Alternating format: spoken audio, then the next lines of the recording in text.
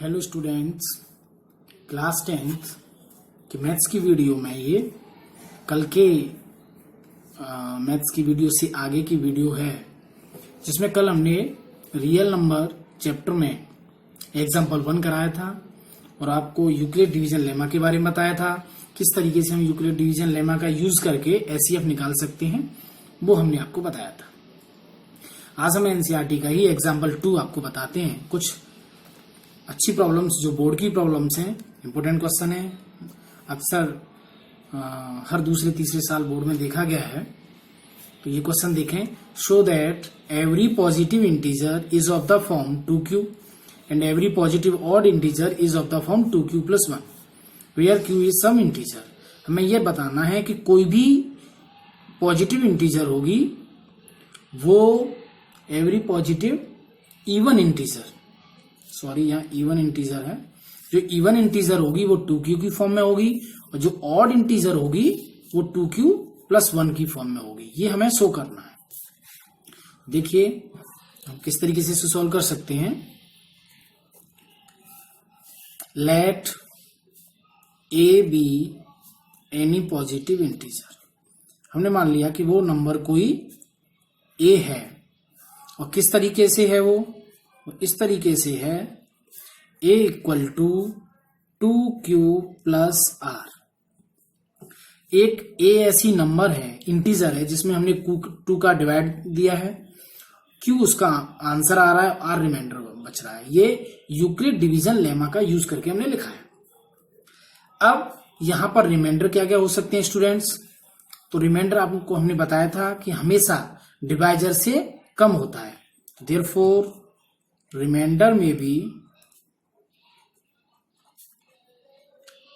Reminder क्या क्या हो सकते हैं? 2 से कम होगा तो 0 हो सकता है एंड 1 हो सकता है। ओके, तो इफ यदि रिमाइंडर 0 है, सो सपोज करो कि रिमाइंडर 0 है, देन ए की फॉर्म क्या होगी? ए हो जाएगा 2q+0। तो 0 हम लिखेंगे नहीं क्योंकि r 0 है, तो हो जाएगा a = 2q। Okay, if r = 1 है देन a = 2q+1। तो इस कंडीशन में हमारे पास दो नंबर हैं। यदि r 0 रहता है तो a = 2q और यदि r 1 रहता है तो a = 2q+1। जब रिमाइंडर 0 हो, 2 हो, 4 हो तो इवन इंटीजर्स होंगी, जब रिमाइंडर 1, 3, 5, 7 तो ऑड इंटीजर्स होंगे। ओके, तो क्लियरली 2q इवन इंटीजर है और 2q+1 ऑड इंटीजर है। तो हम लिख सकते हैं कि clearly 2q is even integer and 2q+1 is odd integer।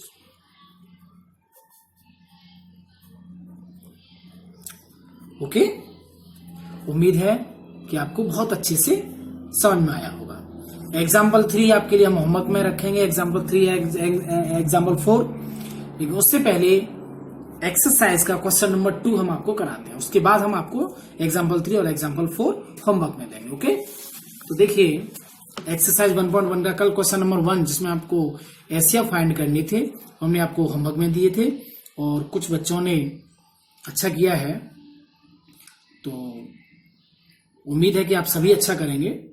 अभी देखिए एक्सरसाइज का question number 2। Show that any positive odd integer is of the form 6q+1, 6q+3, 6q+5।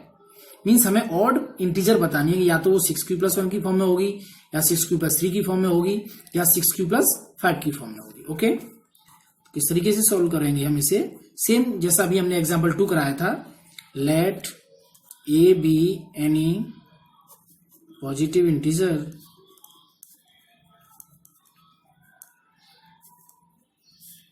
in the form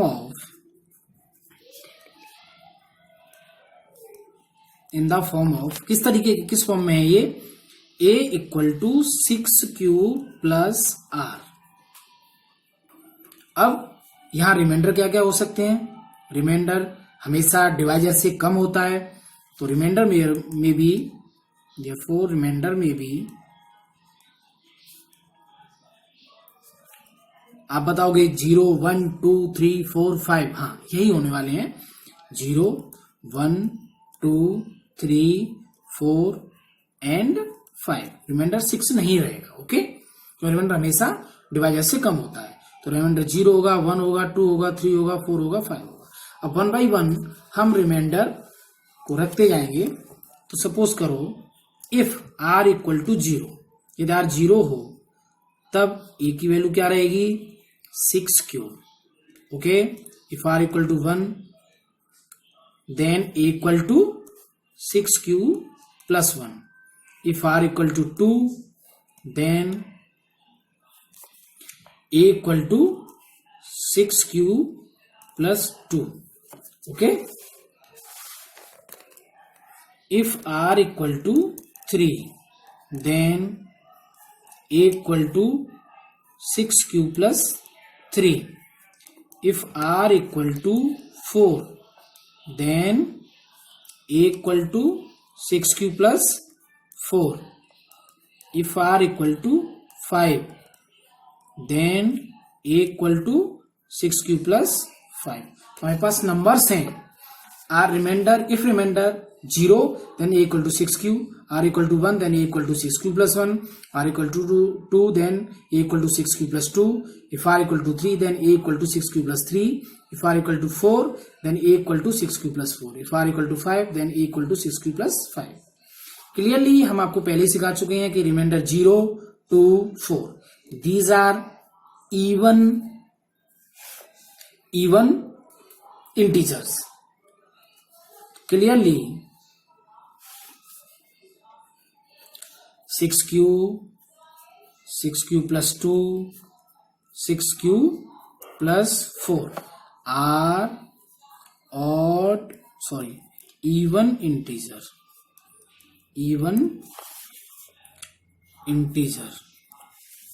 therefore 6 cube plus 1, 6 cube plus 3 and 6 cube plus 5 are odd positive integer।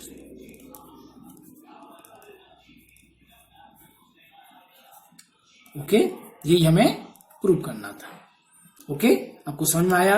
आपको क्या करना है, हर एक question में इस type के जितने भी क्वेश्चंस होंगे आपको यही करना है, वो नंबर मान लेनी है। यहाँ पर जिस हमें रखना क्या है, जो ऑलरेडी आपको मेंशन होगा 6 क्यू प्लस 1 है तो 6 ही ले लें आप, 6 क्यू प्लस आर। रिमाइंडर आप नोट करेंगे, रिमाइंडर हमेशा डिवाइजर से कम होंगे। उसके बाद 1 बाई 1 आप उसमें से इवन और ऑड इंटीजर सिलेक्ट कर सकते हो। ओके, आई होप आपको बहुत अच्छे समझ में आया होगा। अब एग्जाम्पल 3 देखें, किसी एक्सरसाइज का example 3। So that any positive odd integer is of the form 4q plus 1 और 4q plus 3 where q is सब इंटीजर। यहाँ पे भी हमें वही करना है, equal to 4q plus r लेना है। रिमाइंडर हो जाएंगे क्या, 0 1 2 3। आप 1 बाई 1 लिखेंगे, उसमें से केवल आपको ऑड इंटीजर सेलेक्ट करनी है, तो ये होमवर्क में रहेगा। ओके, इसके बाद एग्जाम्पल 4 है। एग्जाम्पल 4 आप अपनी एनसीईआरटी की बुक में देखेंगे। एक स्वीट सेलर है जिसके पास 420 काजू बर्फी है, 130 बादाम बर्फी है। हमें ये बताना है कि वो उनको ईच स्टॉक, हर एक स्टॉक में इस तरीके से रखना चाह रही है। She wants to stack them in such a way that each stack has a same number and they take up the least area of the tray. मतलब ट्रे में वो कम से कम एरिया कवर करें और हर एक स्टॉक में सेम नंबर ऑफ बर्फीज होनी चाहिए। तो उसके लिए आप क्या करेंगे, एचसीएफ 420 और 130 का जो एचसीएफ होगा, HCF of 420 and 130 is required answer. आपको समझ में आ गया होगा कि यदि आप 420 और 130 का एचसीएफ निकाल देंगे तो वही आपका आंसर होगा। इसलिए हमने ये आपको होमवर्क में रखा है, क्योंकि कल हम आपको सिखा चुके हैं कि किस तरीके से एचसीएफ निकालना है। तो आप इसका एचसीएफ निकालेंगे और ये आप हमें करके दिखाओगे। ओके, अब एक्सरसाइज 1.1 में example question number 3, question number 3 है, उसमें भी आपको एचसीएफ निकालना है। तो 2 क्वेश्चंस बचे हैं, क्वेश्चन नंबर 4, क्वेश्चन नंबर 5, उसको हम कल आपको सिखाएंगे। Okay, you have to try yourself. Okay, thank you.